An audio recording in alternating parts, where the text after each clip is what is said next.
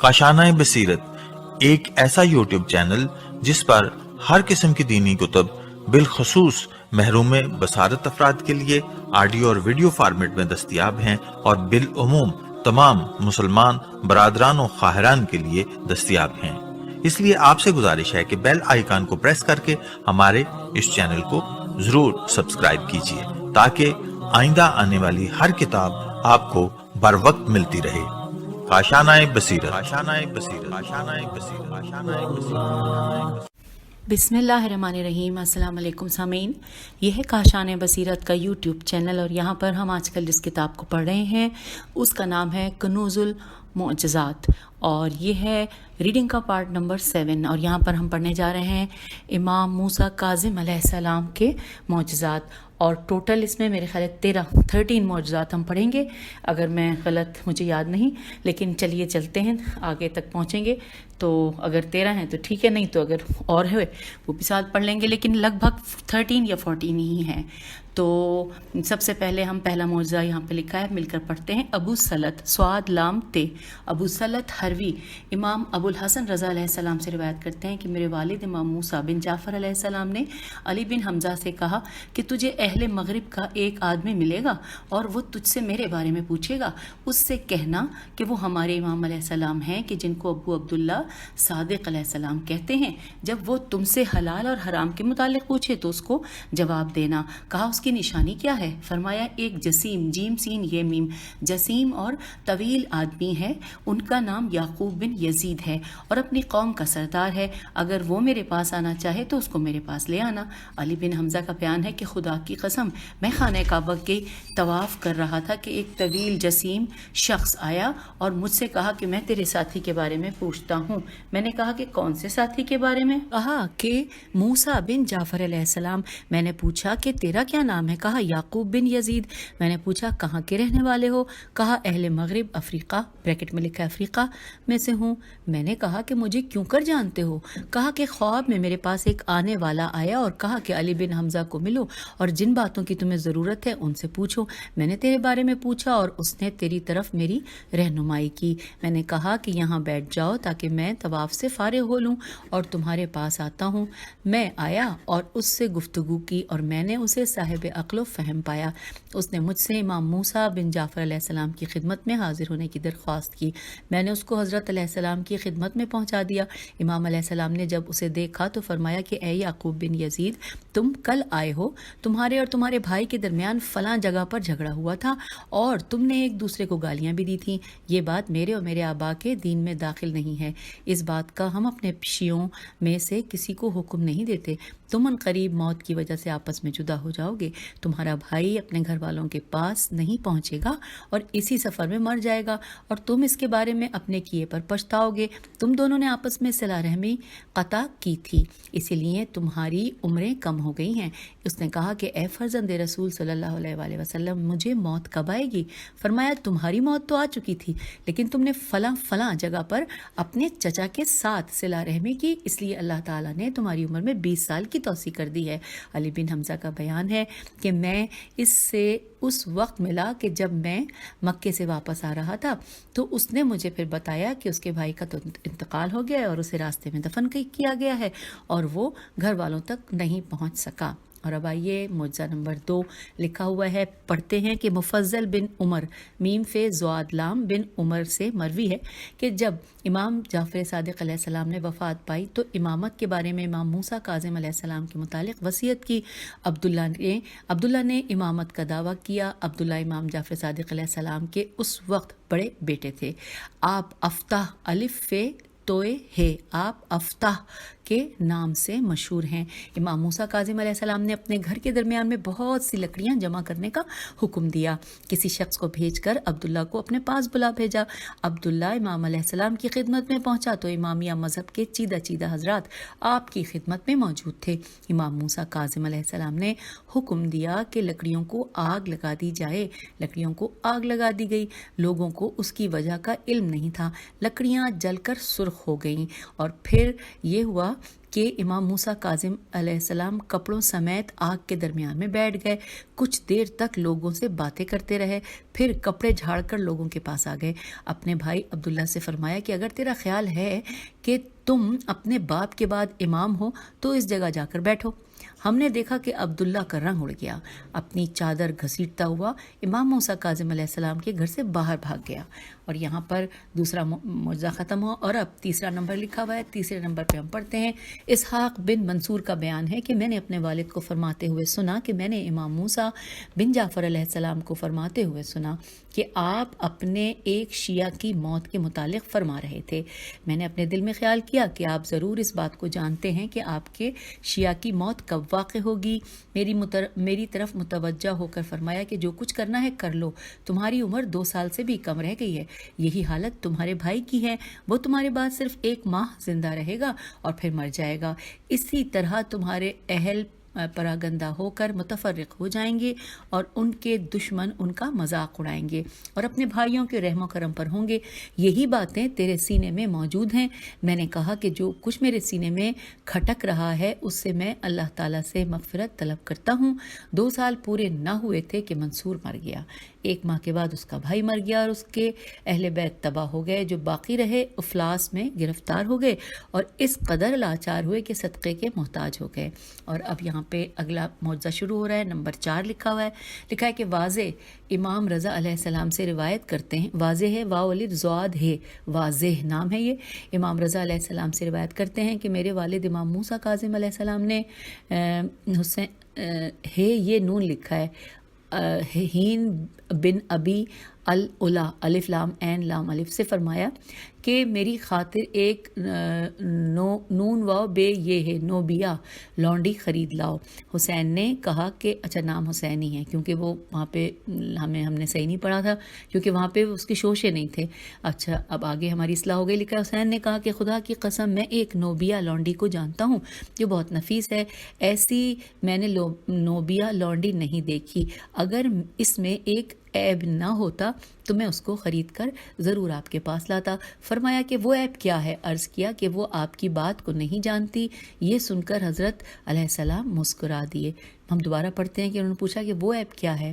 عرض کیا کہ وہ آپ کی بات کو نہیں جانتی۔ یہ سن کر حضرت علیہ السلام مسکرا دیے اور پھر فرمایا کہ جاؤ اور اس کو خرید لو۔ میں نے لونڈی خرید کر حضرت علیہ السلام کی خدمت میں پیش کر دی۔ آپ نے اس کی زبان میں دریافت فرمایا کہ تیرا کیا نام ہے؟ تو لونڈی نے کہا میرا نام مونسہ ہے، میم واو نون سین ہے۔ تو حضرت علیہ السلام نے کہا کہ میری زندگی کی قسم تو مونسہ ہے، تیرا اس سے پہلے ایک اور نام بھی ہے اور وہ ہے حبیبہ، ہے بے یہ بے ہے۔ تو لونڈی نے کہا کہ آپ نے سچ فرمایا۔ حضرت علیہ السلام نے کہا کہ اٹھو اور وضو کر کے نماز شب ادا کرو، نماز شب سے فارغ ہونے کے بعد فجر کی نماز پڑھو۔ اے علی علیہ السلام، میری ولد درد ذہ کی شکایت میں مبتلا ہو گئی ہے، میں نے اسے سالبیہ سے این لام بے یہ ہے سالبیہ کے پاس بھیج دیا ہے، اس ڈر کے مارے کہ اس کی آواز کو لوگ نہ سنیں۔ اس نے وہاں ایک لڑکا جنا ہے جس کی بزرگی اور بہادری کا تم سے ذکر کیا تھا۔ امام علی رضا علیہ السلام نے فرمایا کہ میں نے اس لڑکے کو دیکھا، وہ ایسا تھا جیسا کہ حضرت علیہ السلام نے فرمایا تھا۔ یہاں پر یہ جو 4 نمبر پہ ساری تحریر تھی وہ بھی ہم نے پڑھ لی لفظ بلفظ اور بہت دھیان سے پڑھی ہے۔ اس کے بعد نمبر 5 پہ ہم آ گئے۔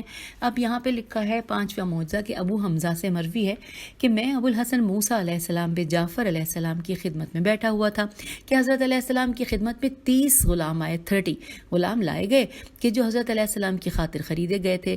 ان میں سے ایک غلام نے کہ جو بہت خوبصورت تھا حضرت علیہ السلام سے کلام کیا۔ امام موسیٰ کاظم علیہ السلام نے اس کی زبان میں جواب دیا۔ غلام اور تمام لوگ یہ سن کر حیران ہو گئے کہ ان کا یہ خیال تھا کہ آپ ان کی زبان کو نہیں جانتے۔ حضرت نے اس غلام سے فرمایا کہ میں تجھے مال دیتا ہوں اور تم اس میں سے ہر ایک کو 30 درہم ہر مہینے دیا کرنا۔ یہ لوگ چلے گئے اور ایک دوسرے سے کہتے تھے کہ آپ ہماری زبان ہم سے زیادہ فصیح بولتے ہیں، یہ ہم پر اللہ تعالیٰ کی نعمت ہے۔ علی بن حمزہ نے کہا کہ ان کے جانے کے بعد میں نے عرض کیا کہ اے اللہ کے رسول صلی اللہ علیہ وآلہ وسلم کے فرزند علیہ السلام، میں نے آپ کو دیکھا ہے کہ آپ نے ان سے ان کی زبان میں گفتگو فرمائی ہے۔ فرمایا کہ ہاں، اور میں نے اس غلام کو حکم دیا کہ دوسرے کو نہیں، اور میں نے اسے اس کے ساتھیوں کے ساتھ بھلائی کی بھی وصیت کی ہے کہ وہ ہر ایک کو ہر ماہ 30 درہم دیتا رہے۔ یہ اس لیے ہوا ہے کہ جب اس نے گفتگو کی تو وہ ان سے زیادہ علم والا تھا، کیونکہ یہ ان کے بادشاہ کی اولاد میں سے ہے۔ میں نے اس کو ان کا نگران مقرر کر دیا ہے اور اسے وصیت بھی کی ہے کہ اگر انہیں کوئی ضرورت پیش آئے تو وہ پوری کرے۔ ان باتوں کے باوجود ایک سچا غلام ہے۔ پھر فرمایا کہ شاید میں نے ان سے حبشی میں کلام کیا ہے، ہے بے شین چھوٹی ہے، حبشی میں کلام کیا ہے، تمہیں اس سے تعجب ہوا ہے؟ یہاں پر سوالیہ نشان ہے، سوال ہوا یہ۔ تو میں نے کہا کہ خدا کی قسم ایسا ہی ہے۔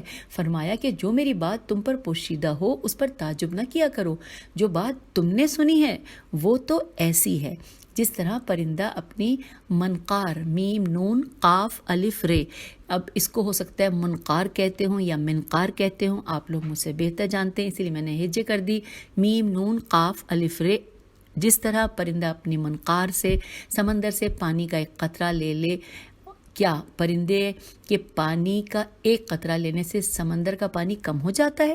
امام علیہ السلام سمندر کی مانند ہیں، جو کچھ ان کے پاس ہوتا ہے وہ ختم نہیں ہوتا، اور اس کے عجائبات سمندر کے عجائبات سے بھی زیادہ بڑے ہوتے ہیں۔ سبحان اللہ۔ آئیے چھٹے نمبر پہ جو معجزہ ہے اب اس کو پڑھنے کی باری آ گئی ہے۔ بہت کچھ ہم جان رہے ہیں الحمدللہ۔ اب یہاں لکھا ہے کہ امام رضا علیہ السلام کے غلام بدر کا بیان ہے کہ اسحاق بن عمار موسیٰ علیہ السلام بن جعفر علیہ السلام کی خدمت میں حاضر ہوا، آپ کے پاس بیٹھ گیا، اور اسی دوران میں ایک خراسانی آدمی اجازت لے کر حضرت کی خدمت میں حاضر ہوا۔ اس نے حضرت سے ایک ایسی زبان میں گفتگو کی کہ وہ ایسا معلوم ہو رہا تھا کہ پرندے کی بولی بول رہا ہے۔ ایسا کلام میں نے پہلے نہیں سنا تھا۔ اسحاق کا بیان ہے کہ حضرت علیہ السلام نے اس کو اس کی زبان میں جواب دیا۔ جب وہ اپنے مسائل دریافت کر چکا تو چلا گیا۔ میں نے حضرت کی خدمت میں عرض کیا کہ میں نے ایسا کلام نہیں سنا۔ فرمایا یہ اہل چین کا کلام ہے اور ہر ایک چینی یہ کلام نہیں بولتا۔ پھر فرمایا کہ تمہیں اس کے کلام اور لغت سے تعجب ہوتا ہے؟ میں نے کہا کہ تعجب کی تو بات ہے ہی۔ فرمایا کہ میں تجھے وہ بات بتاؤں جو اس سے بھی عجیب تر ہے؟ تو لکھا ہے کہ اور تمہیں معلوم ہونا چاہیے کہ امام پرندوں کی بھی بولی جانتے ہیں اور ہر ذی روح کی زبان جانتے ہیں جن کو اللہ تعالیٰ نے پیدا کیا، اور امام پر دنیا کی کوئی چیز مخفی نہیں ہے الحمدللہ۔ آئیے اب 7ویں نمبر کا معجزہ پڑھتے ہیں۔ لکھا ہے علی بن حمزہ کا بیان ہے کہ ایک روز امام موسیٰ کاظم علیہ السلام نے میرا ہاتھ پکڑا اور مدینے کے صحرا کی طرف چلے گئے۔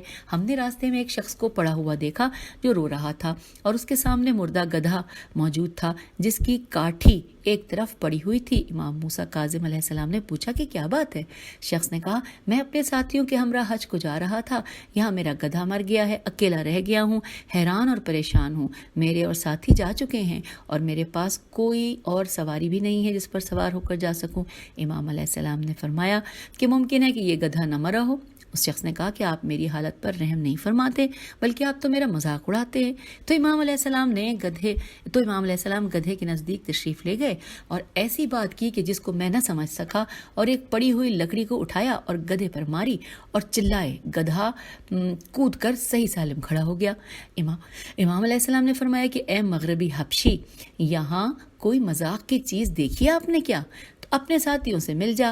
اور ہم اس کو چھوڑ کر روانہ ہو گئے۔ علی بن حمزہ کا بیان ہے کہ میں ایک روز زمزم کے کنویں پر جو مکے میں ہے کھڑا ہوا تھا۔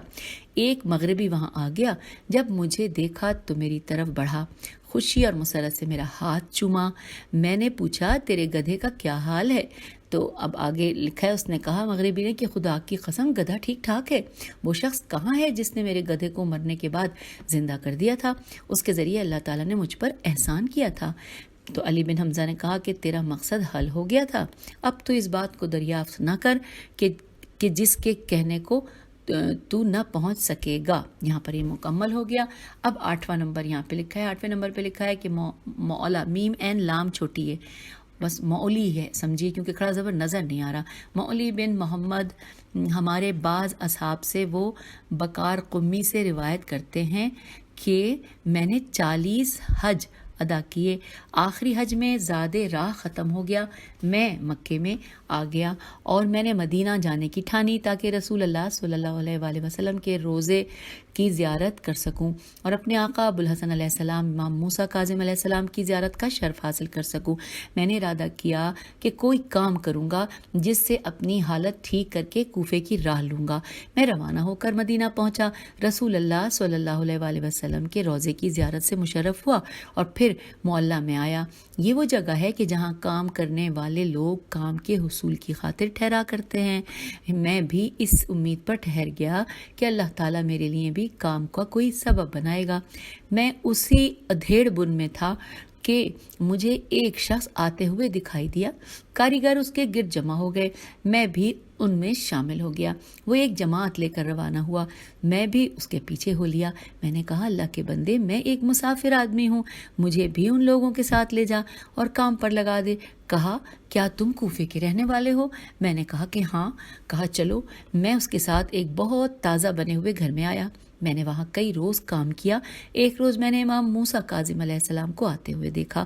آپ نے گھر میں چکر لگایا، پھر میری طرف سر بلند کرتے ہوئے فرمایا کہ تم آ گئے ہو، اتر آؤ. میں اتر آیا.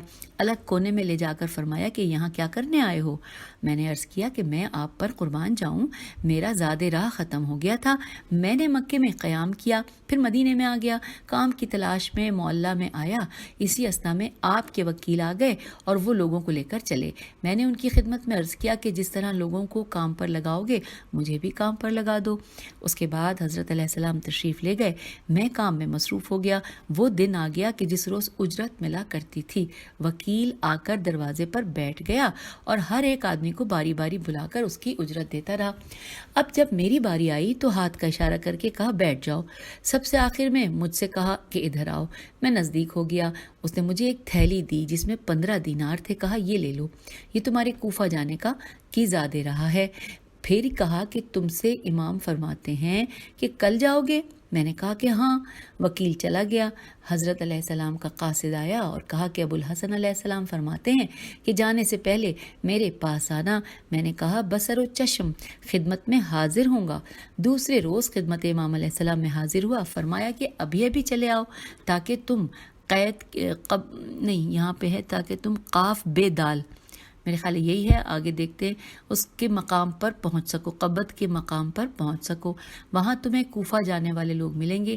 یہ خط لے لو اور علی بن حمزہ رضی اللہ کے سپرد کر دینا. میں چل پڑا. خدا کی قسم قبت قاف بے دال. اچھا اب یا یہ قاف ہے دال بھی ہو سکتا ہے کیونکہ وہ نقطہ اور ہے کا پتہ نہیں چل رہا، تو ہو سکتا ہے یہ قہد ہو یا قہد ہو، قاف ہے دال ہو یا قاف بے دال.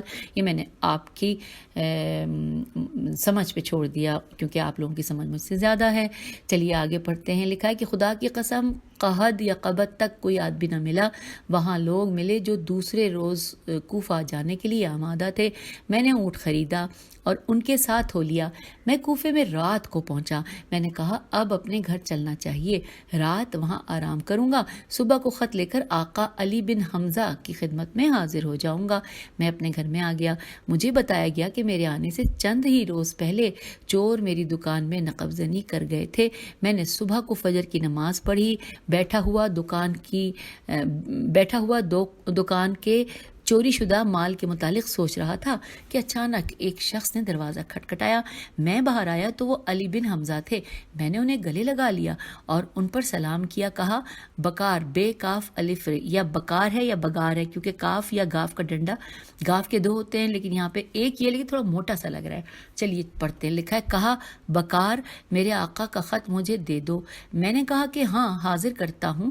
میں ابھی جناب کی خدمت میں حاضر ہونے کا ارادہ ہی کر رہا تھا. فرمایا خط لاؤ. مجھے معلوم ہے کہ تم شام کو آئے ہو اور میں نے خط لا کر آپ کے حوالے کر دیا.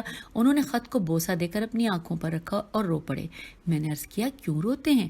فرمایا آقا علیہ السلام کی زیارت کا شوق. خط کھول کر پڑھا اور میری طرف سر اٹھا کر کہا کہ اے بکار بے کاف الف رے، تیری دکان میں چور داخل ہوئے تھے.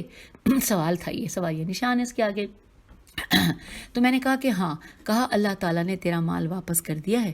میرے اور تیرے آقا نے حکم دیا ہے کہ جو کچھ تیرا مال چلا گیا ہے وہ میں تجھے ادا کر دوں. تو آپ نے ایک تھیلی نکالی جس میں 40 دینار تھے، وہ میرے حوالے کیے. میں نے اپنے چوری شدہ مال کا حساب لگایا تو وہ بھی 40 دینار ہی، بالکل 40 دینار بنتے تھے. علی بن حمزہ رضی اللہ نے میرے سامنے حضرت علیہ السلام کا خط پڑھا کہ بکار کی دکان سے 40 دینار کا مال چوری ہو گیا ہے اور وہ ان کے حوالے کر دو. سبحان اللہ. یہاں پر یہ 8واں معجزہ مکمل ہوا. 9واں معجزہ ہم پڑھنے جا رہے ہیں. لکھا ہے اسحاق بن عمار کا بیان ہے کہ خلیفہ ہارون الرشید نے امام موسیٰ کاظم علیہ السلام کو قید کر دیا. ابو یوسف اور محمد بن حسن صاحبان ابو حنیفہ حضرت علیہ السلام کی خدمت میں قید خانے میں حاضر ہوئے. یہ دونوں بیٹھے ہوئے تھے. سندی بن شاہک شین الف ہے کاف کی طرف سے ایک شخص یہ پیغام لے کر حاضر ہوا کہ میرے پہرے کی باری ختم ہو رہی ہے، اگر کسی چیز کی ضرورت ہو تو بیان فرمائیے تاکہ میں اس وقت پوری کر دوں. حضرت علیہ السلام نے فرمایا مجھے کسی چیز کی ضرورت نہیں ہے. جب وہ شخص چلا گیا تو حضرت علیہ السلام نے ابو یوسف سے کہا کہ مجھے اس شخص پر تعجب آتا ہے کہ میں اس کو اپنی حاجت پوری کرنے کی تکلیف دوں، حالانکہ یہ شخص آج مر جائے گا. ابو یوسف اور محمد بن حسن حضرت علیہ السلام کی خدمت میں اٹھ کھڑے ہوئے اور ایک دوسرے سے کہنے لگے کہ ہم تو اس غرض کے تحت آئے تھے کہ آپ سے فرائض اور سنت کے مسائل دریافت کریں گے. تو اب تو آپ نے ایک آنے والے کے بارے میں علم غیب کی بات بتائی ہے. انہوں نے اس شخص کے ساتھ ایک آدمی کو بھیج دیا اور دونوں نے اس سے کہا کہ دیکھو آج رات اس کا کیا حشر ہوتا ہے اور کل اس کے بارے میں ہمیں آگاہ کرنا. وہ شخص جا کر مسجد میں جو اس شخص کے دروازے کے پاس تک سو گیا. صبح کو اس نے رونے کی آواز سنی اور لوگ اس کے گھر میں داخل ہو رہے تھے. پوچھا کیا بات ہے؟ انہوں نے کہا فلاں شخص آج رات بغیر بیماری کے اچانک مر گیا ہے. اس شخص نے آ کر اس بات سے ابو یوسف اور محمد بن حسن کو آگاہ کیا. دونوں امام موسیٰ کاظم علیہ السلام کی خدمت میں حاضر ہوئے اور کہا کہ ہمیں تو صرف یہی علم تھا کہ آپ حلال اور حرام کے عالم ہیں، لیکن یہ علم کہاں سے حاصل کیا ہے؟ پھر سوالیہ نشان ہے یہاں پہ کہ یہ علم کہاں سے حاصل کیا ہے کہ فلاں شخص اس رات مر جائے گا. فرمایا اس باب سے بے الف بے، اس باب سے یہ علم حاصل کیا ہے کہ جس کی خبر رسول اللہ صلی اللہ علیہ وآلہ وسلم نے دی تھی وہ علی بن ابی طالب علیہ السلام ہیں. جب حضرت علیہ السلام نے دونوں پر یہ بات کہی تو ہکے بکے رہ گئے اور کوئی جواب بھی نہ دے سکے. اور اب ہم 10واں معجزہ پڑھنے جا رہے ہیں. لکھا ہے داور بن کثیر برقی رضی اللہ سے مروی ہے کہ خراسان سے ایک شخص آیا جس کی کنیت ابو جعفر تھی. خراسان کی ایک جماعت نے اس کے ساتھ مالی سامان اور مسائل ہے کیا لکھا ہے اور پتہ نہیں نسائل ہے یا مسائل ہے، چلیے آگے پڑھتے ہیں شاید اس کا حل نکلا ہے. وہ سامان اور رسائل بھی ہو سکتا ہے لیکن رے نظر نہیں آ رہا. چلیے آگے چلتے ہیں. یہاں پہ تو فی الحال نسائل پڑھ لیتے ہیں. نسائل روانہ کیے تھے. کوفے میں آیا، امیر المومنین علیہ السلام کے مزار کی زیارت کی اور کونے میں ایک شخص کو دیکھا جس کے پاس لوگ جمع تھے. زیارت سے فارغ ہو کر ان کے پاس گیا. ان کو شیعہ اور فقہا پایا اور وہ شیخ کے مسائل سن رہے تھے. اچھا اوکے، سامان اور مسائل روانہ کیے، یہی پڑھا تھا نا ہم نے. ٹھیک ہے چلیں آگے چلتے ہیں.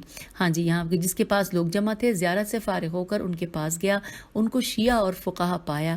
وہ شیخ کے مسائل سن رہے تھے. ان سے شیخ کے بارے میں پوچھا. انہوں نے کہا کہ ان کا بیٹا ابو حمزہ سمالی ہے.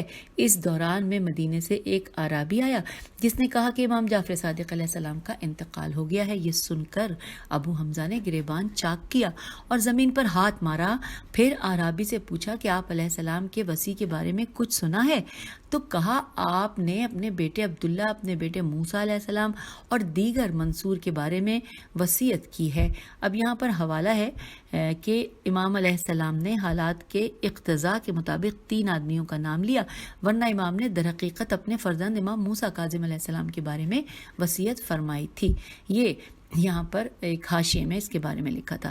چلیے اب لکھا ہے کہ یہ سن کر ابو حمزہ سمالی نے کہا کہ شکر ہے اللہ تعالیٰ کا کہ اس نے ہمیں گمراہ نہیں کیا، ہماری رہنمائی چھوٹے کی طرف کی ہے، چھوٹے کی طرف کی ہے، بڑے کو صرف بیان کیا ہے اور امر عظیم کو پوشیدہ رکھا ہے۔ ابو حمزہ امیر المومنین علیہ السلام کی قبر پر آئے، آپ نے نماز پڑھی اور ہم نے بھی نماز ادا کی۔ پھر میں آپ کی طرف متوجہ ہوا اور کہا کہ جو کچھ آپ نے کہا ہے ذرا اس کی وضاحت تو فرمائیے۔ کہا حضرت نے بیان کیا ہے، بڑے صاحب پتہ نہیں الف تے لکھا ہے یا ریف تے ہوگا، مٹا ہوا ہے، الف لگ رہا ہے، بڑے صاحب افت ہیں، چھوٹے کی طرف رہنمائی کی ہے کہ میں اپنا ہاتھ اس کے ہاتھ پر بڑے کے ہوتے ہوئے رکھ دوں اور امر عظیم کو پوشیدہ رکھا۔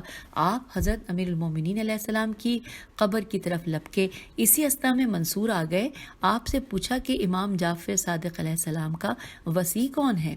خراسانی کا بیان ہے کہ ابو حمزہ نے منصور کو ایسا جواب دیا کہ جسے میں سمجھ نہ سکا۔ میں مدینے میں آ گیا اور میرے پاس مال، کپڑے اور مسائل تھے۔ میرے پاس وہ درہم بھی تھے کہ جو اشتیتا الف شین توئے یہ توئے ہے جو اشتیتا نے میرے حوالے کیے تھے۔ میں نے اس سے کہا کہ میں تم سے 100 درہم پوشیدہ رکھوں گا۔ میں نے درہم نکال کر ایک اور تھیلے میں ڈال دیے۔ میں مدینہ آ گیا، امام جعفر صادق علیہ السلام کے وصی کے متعلق پوچھا۔ انہوں نے کہا کہ حضرت کے فرزند عبداللہ ہیں۔ میں وہاں آیا، اجازت طلب کر کے حاضر ہوا۔ آپ اپنے منصب پر بیٹھے ہوئے تھے۔ میں نے انجانے انداز میں پوچھا کہ آپ امام جعفر صادق علیہ السلام کے وصی ہیں کیا؟ کہا کہ ہاں۔ میں نے پوچھا کہ آپ امام جعفر صادق علیہ السلام کے وصی ہیں؟ کہا ہاں۔ 2 دفعہ پوچھا۔ پھر میں نے پوچھا کہ 200 درہموں میں کتنی زکوٰۃ ہے؟ کہا 5 درہم۔ میں نے پوچھا 100 میں کتنی ہے؟ کہا 1.5 درہم۔ تو میں نے پوچھا کہ ایک شخص اپنی عورت سے کہتا ہے کہ تجھے ستاروں کے برابر طلاق ہو، تو کیا بغیر گواہوں کے ایسی عورت مطلقہ ہو جائے گی؟ کہا ہاں۔ مجھے ان کے جوابات سے تعجب ہوا۔ مجھ سے کہا کہ جو مال لائے ہو وہ میرے پاس لاؤ۔ میں نے کہا میرے پاس کوئی چیز نہیں ہے۔ میں نبی اکرم صلی اللہ علیہ وآلہ وسلم کی قبر پر آیا اور پھر واپس اپنے گھر کی طرف لوٹ رہا تھا کہ مجھے راستے میں کھڑا ہوا ایک حبشی ملا۔ اس نے کہا کہ تم پر سلام ہو۔ میں نے کہا کہ تم پر سلام ہو۔ کہا جن کو چاہتے ہو تمہیں طلب کرتے ہیں۔ میں اس کے ساتھ گھر کے دروازے پر پہنچا، وہ مجھے اندر لے گیا۔ میں نے موسیٰ بن جعفر علیہ السلام کو نماز کی چٹائی پر بیٹھے ہوئے دیکھا۔ فرمایا ابو جعفر بیٹھ جاؤ۔ فرمایا جو مال لائے ہو میرے پاس لاؤ، اور میں نے حضرت کی خدمت میں پیش کر دیا۔ حضرت علیہ السلام نے اس تھیلے کی طرف اشارہ فرمایا جس میں عورت کا درہم تھا۔ فرمایا اسے کھولو۔ میں نے کھول دیا۔ فرمایا اسے الٹو۔ میں نے الٹا دیا تو لکھا ہے کہ شتیتا شین تو یہ توئے ہے کا درہم ظاہر ہو گیا۔ اسے لو۔ میری طرف متوجہ ہو کر فرمایا اللہ تعالیٰ حق بات بیان کرنے سے نہیں شرماتا۔ اے ابو جعفر، شتیتا کو میرا سلام کہنا اور یہ تھیلی اس کے حوالے کرنا۔ ابو جعفر کا بیان ہے کہ میں خراسان آ گیا۔ میں نے امام کی عطا کردہ تھیلی شتیتا کے حوالے کی۔ وہ خوش ہو گئیں اور کہا کہ یہ درہم اپنے پاس رکھو جو میرے کفن کے کام آئیں گے۔ 3 دن کے بعد وہ مر گئیں۔ اب یہاں پہ آگے چلنے ہم آ گئے ہیں 11 نمبر کا معجزہ ہے۔ لکھا ہے حشام بن سالم کا بیان ہے کہ میں اور احمد بن نعمان صاحب طاق تو الف قاف امام جعفر صادق علیہ السلام کی وفات کے بعد مدینہ میں موجود تھے۔ لوگ امام علیہ السلام کے فرزند کے پاس جمع ہو گئے تھے۔ ہم آپ کے پاس آئے اور کہا کہ زکوٰۃ کتنے میں واجب ہوتی ہے؟ تو کہا کہ 200 درہم میں 5 درہم۔ پھر ہم نے پوچھا کہ 100 میں؟ تو کہا 1.5 درہم۔ ہم پریشان ہو کر باہر آ گئے اور رونے بیٹھ گئے۔ کہتے تھے کہ کس طرف رجوع کریں، فرقہ مرہبیہ کی طرف یا معتزلہ اور زیدیہ کی طرف؟ اب ہم اس شش و پنج میں تھے کہ ہم نے ایک بزرگ کو دیکھا، اس نے ہمیں اپنی طرف اشارہ کیا۔ میں اس کو پہلے نہیں جانتا تھا۔ میں ڈر گیا کہ یہ کہیں جعفر منصور کا جاسوس نہ ہو، کیونکہ جو شخص امام موسیٰ کاظم علیہ السلام کی طرف رجوع کرتا تھا اس کی گردن اڑا دینے کا حکم جاری کیا جاتا تھا۔ مجھے اپنی جان کا خوف تھا۔ میں اس بزرگ کے پیچھے ہو لیا۔ میں نے امام موسیٰ کاظم علیہ السلام کے دروازے پر پہنچا دیا اور حضرت علیہ السلام کی خدمت میں پہنچا دیا۔ دروازے پر پہنچا دیا اور حضرت علیہ السلام کی خدمت میں پہنچا دیا. جی بالکل اسی طرح لکھا ہے حضرت علیہ السلام نے مجھے دیکھتے ہی پہلے فرما دیا کہ مرحبیہ معتزلہ اور زیدیہ کی طرف رجوع نہ کرو. میں نے عرض کیا کہ آپ کے والد کا انتقال ہو گیا ہے؟ فرمایا کہ ہاں. میں نے عرض کیا کہ ان کے بعد ہمارا امام کون ہے؟ فرمایا انشاءاللہ تعالی تجھے ہدایت انشاءاللہ تعالی اللہ تجھے ہدایت دے گا.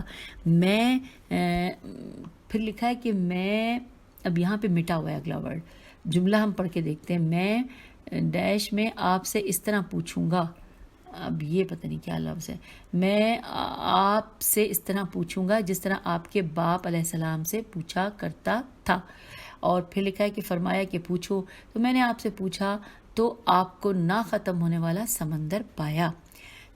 چلیے جی یہ ہم نے پڑھ لیا، اور اب ہم معجزہ نمبر 12 نمبر پہ پڑھنے آ گئے ہیں، کیونکہ ہم نے بتایا تھا نا کہ اس میں کل 13 ہیں، 14 نہیں ہے، 13 ہیں. جی اب ہم نمبر 12 پڑھ رہے ہیں، یعنی کہ سیکنڈ لاسٹ. لکھا ہے علی بن یقطین کا رحمۃ اللہ کا بیان ہے کہ خلیفہ ہارون رشید نے مجھے خز سیاہ، خیز اور سین یہ الف ہے، خز سیاہ کا جوڑا جو شاہوں کے لباس میں سے تھا وہ اور سونے کے تاروں سے کڑھا ہوا تھا عطا کیا. میں نے امام موسیٰ کاظم علیہ السلام کی خدمت میں اور بہت سے مال کے ساتھ روانہ کر دیا.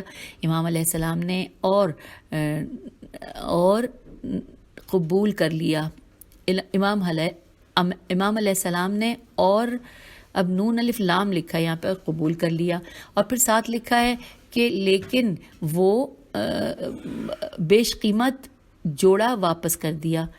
اچھا اس کو دوبارہ دیکھتے ہیں شاید سمجھ میں آ جائے کہ امام عطا کیا امام موسیٰ کاظم علیہ السلام کی خدمت میں اور بہت سے مال کے ساتھ روانہ کیا. امام نے اور مال قبول کر لیا. اچھا مال قبول کر لیا لیکن وہ بیش قیمت جوڑا واپس کر دیا اور فرمایا کہ اس کو سنبھال کر رکھو، اس کی تمہیں ضرورت پڑے گی. کچھ دنوں کے بعد علی بن یقطین نے اپنے ایک خاص غلام کو مارا اور اسے اس بات کا علم تھا کہ علی بن یقطین امام موسیٰ کاظم علیہ السلام سے محبت کرتے ہیں. اس نے خلیفہ ہارون الرشید، اب اس کا جو آگے نام لکھا ہے وہ ہجے کرتے ہیں چغل خوری، اوکے لکھا ہے کہ اس نے خلیفہ ہارون رشید چغل خوری کی کہ علی بن یقطین امام موسیٰ کاظم علیہ السلام کی امامت کے قائل ہیں اور وہ بیش قیمت لباس جو آپ نے دیا تھا اس نے امام موسیٰ کاظم علیہ السلام کی خدمت میں بھیج دیا. یہ سن کر خلیفہ ہارون رشید سخت ناراض ہوا اور کہا کہ میں اس کی تحقیق کروں گا. علی بن یقطین کو طلب کیا اور پوچھا کہ وہ لباس کہاں ہے جو میں نے تجھے عطا کیا تھا؟ کہا میرے پاس موجود ہے. کہا اس سے یہاں پیش کرو. تو علی بن یقطین نے اپنے نوکر سے کہا کہ اس رومال کو لے آؤ جو فلاں صندوق میں رکھا ہوا ہے. غلام نے رومال لا کر دے دیا. اس نے اسے کھولا تو اس میں لباس موجود تھا. ہارون رشید کا غصہ ٹھنڈا ہو گیا اور آپ کو دوسرا انعام دے دیا.